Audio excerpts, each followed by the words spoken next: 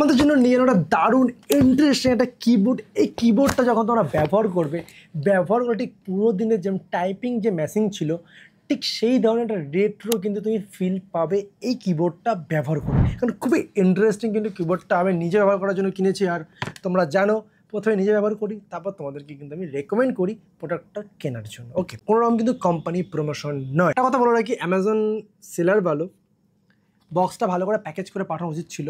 Simple এই বক্সটাকে পাঠিয়ে দিয়েছে সেলোটেপ করে, এই পাশ দিয়ে ছেঁড়া ছিল, এই পাশ দিয়েও ছেঁড়া ছিল, তাহলে কিন্তু একদমই ঠিক নয়। প্রোডাক্টটা ড্যামেজ হলে কিন্তু তোমারই হবে, আমি কিন্তু রিটার্ন করে দেবো। সো বক্সটা আমরা ওপেন করি, আমরা পেয়ে যাচ্ছি একটা কিবোর্ডটা, আর তার সাথে পেয়ে যাচ্ছি কিন্তু একটা মাউস।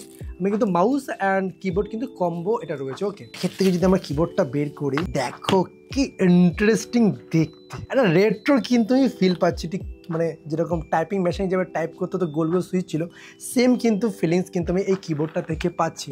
আর এর পিছনে কিন্তু আমি দুটো ক্লিপ পাচ্ছি, যার মাধ্যমে আমি এটাকে একটু উঁচু করতে পারবো, আমাদের হাতের অ্যাডজাস্ট অনুযায়ী ইচ্ছা করলে এটা ইউজও করতে পারবো। ওকে, এর মধ্যে কোনো কিন্তু এক্সট্রা ব্যাটারি কিন্তু কোম্পানি প্রোভাইড করছে না, করলে বেটার হতো। ওকে, এমনি নর্মালি কিন্তু আমি মানে বাটনগুলো প্রেস করে কিন্তু খুব ভালো একটা ফিল পাচ্ছি। ওকে, মাউসটা কিন্তু দেখতে অনেকটা গাড়ির মতন সামনেটা একটা লুকস দেওয়ার চেষ্টা করেছে।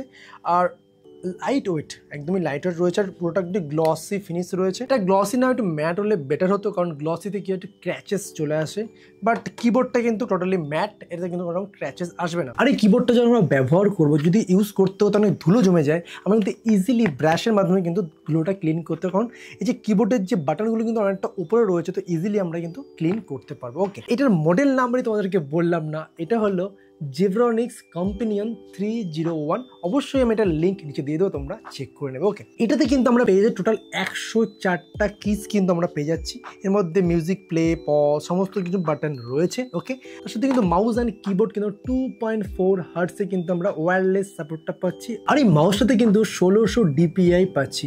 বাট একটা যেটা প্রবলেম মনে হলে, এর মধ্যে ডেডিকেটেড যদি একটা বাটন থাকতো ডিপিআই চেঞ্জ করার, সেক্ষেত্রে অনেকটা ভালো হতো। বাট আমাদের পারফরমেন্স অনুযায়ী কিন্তু ডিপিআই অটোমেটিক চেঞ্জ হবে। হাই পারফরমেন্স সময় 1600 চলে যাবে, নর্মাল পারফরমেন্স সময় 800-তে চলে আসবে, তো এটা অটোমেটিক ভিতর থেকে চেঞ্জ হবে। ওকে, এই কিবোর্ডটা ব্যবহার করতে গেলে তো কটা ব্যাটারির প্রয়োজন হচ্ছে, তো এখানে কিন্তু দুটো কিন্তু ট্রিপল এই ব্যাটারি লাগছে। এটাতে কিন্তু কোনো রকম লাইট জ্বলছে না আমরা কিন্তু ব্যাটারি লাগানোর পরও, কারণ এই মাউস অ্যান্ড কিবোর্ডে কিন্তু ব্যাটারি সেভিং মোড রয়েছে।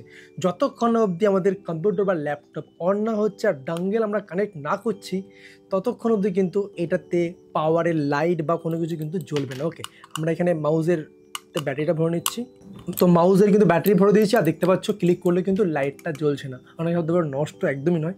এবার আমরা ল্যাপটপের সাথে কানেক্ট করার পরেই কিন্তু এটা অটোমেটিক কিন্তু অ্যাক্টিভ হবে। সিম্পল এই কানেক্টারটা আমাদের ল্যাপটপ বা কম্পিউটারে ইউএসবি পোর্টে লাগিয়ে দেওয়া, যে কোনো পোর্টে লাগিয়ে দিলেই হবে। ওকে, অ্যান্ড লাগিয়ে দেওয়ার সাথে তোমরা দেখতে পারবে, দেখো এটা কিন্তু অ্যাক্টিভ হয়ে গেছে, লাইটটা কিন্তু ব্লিঙ্ক করছে, দেখতে পাচ্ছ আগে কিন্তু ব্লিঙ্ক করছে। আমি যদি খুলে দিই আবার এখান থেকে, দেখো আর কিন্তু ব্লিঙ্ক করবে না, মানে অটোমেটিক কিন্তু পাওয়ার সেভিংয়ে চলে গেছে। ওকে, আর আমি কানেক্ট করে দিচ্ছি, আবার দেখতে পাচ্ছ লাইটটা কিন্তু ব্লিঙ্ক করছে। ওকে, তো দেখতে পাচ্ছ আমাদের কিন্তু মাউস কাজ করছে প্রপারভাবে, আমার যথেষ্ট ফাস্ট কিন্তু কাজ করছে, কারণ ডিপিআই কিন্তু অটোমেটিক চেঞ্জ হচ্ছে। ওকে, সেমভাবে কিন্তু আমাদের কিবোর্ডের ক্ষেত্রে যখনই আমাদের ল্যাপটপ বা কম্পিউটার অন হবে, তখনই কিন্তু এই বাটনটা কিন্তু অন হয়ে যাবে, লাইটটা কিন্তু জ্বলছে, দেখতে পাচ্ছ ক্যাপসুল লকের বাটন। আর একটা কিন্তু ব্যাটারি ফুরিয়ে গেলে এটা চেক করবে, লাইটটা ব্লিঙ্ক করবে। ওকে, সো কিন্তু টাইপ করে দেখিনি যে কীরকম টাইপিং হচ্ছে। ওকে, দেখতে পাচ্ছ টাইপিং কিন্তু যথেষ্ট কিন্তু স্মুথ, অ্যান্ড নাম্বারও কিন্তু খুব সুন্দর টাইপিং হচ্ছে। আর আমি যদি ক্যাপসুল লকটা অন করে দেখো, বড় হাতে হয়ে যাচ্ছে। ওকে, এছাড়াও কিন্তু আমরা এটার মধ্যে পজ, প্লে, নেক্সট বাটন কিন্তু পেয়ে যাচ্ছি। ওভারঅল কিবোর্ডটা ব্যবহার করে যেটা মনে হলো,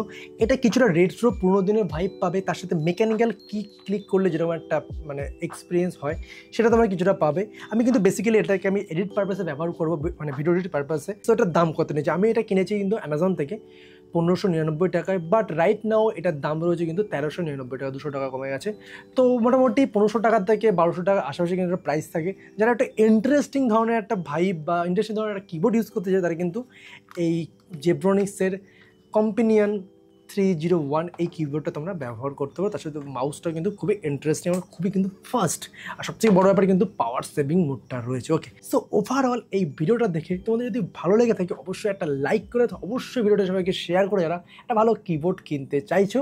আর অবশ্যই কমেন্ট করে কিছু জানতে চাইলে অবশ্যই তাই আমি রিপ্লাই করবো। দেখা হচ্ছে নতুন একটা ভিডিওর সাথে, আজকের মতো থ্যাংক। আর অবশ্যই কিন্তু সাবস্ক্রাইব করে বেল আইকনটাকে অন করে যাবে।